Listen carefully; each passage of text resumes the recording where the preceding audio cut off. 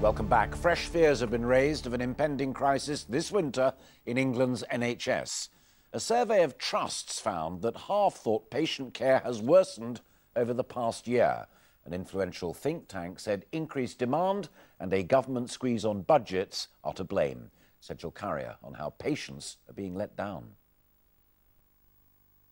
Frail and alone, 72-year-old Teresa Saunders was left on a trolley in A&E for 14 hours. She has terminal lung cancer and had been rushed to hospital after struggling to breathe. Her daughter said it was unacceptable. We were left in the corridor as if my mum was a piece of old luggage. She was extremely fearful, but at the same time, it was almost as if she felt like she was some kind of burden on everybody. And she was terrified, and I never want to see her like that again. It was really, really awful. The hospital trust involved has since apologised to Mrs. Saunders. Her mother's experience isn't isolated though, with new research finding that in the last 12 months, some hospital staff themselves are reporting that patient care has worsened.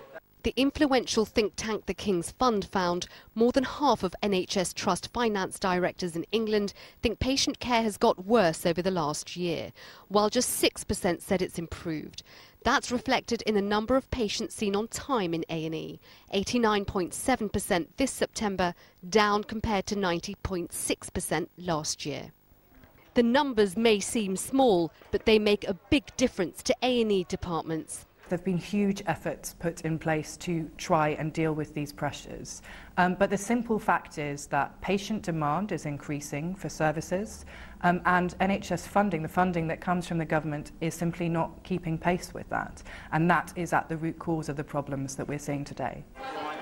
In Milton Keynes, this hospital's A&E is one of the better performing ones, despite struggling under that financial pressure. If things stay the way they are, then we don't yet know whether we will be able to cope.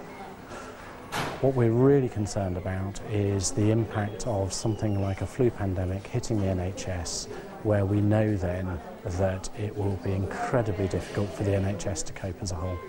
Freeing up beds is the main issue, and NHS England said that it had already put £1 billion into social care this year to increase capacity. Well, the boss here at Milton Keynes says despite that injection of cash, the NHS budgets have been squeezed over years, and with a looming winter crisis, his hospital and many others are facing huge pressures. So they're asking for more money to be made available in the Chancellor's budget next month. Sejal, thank you.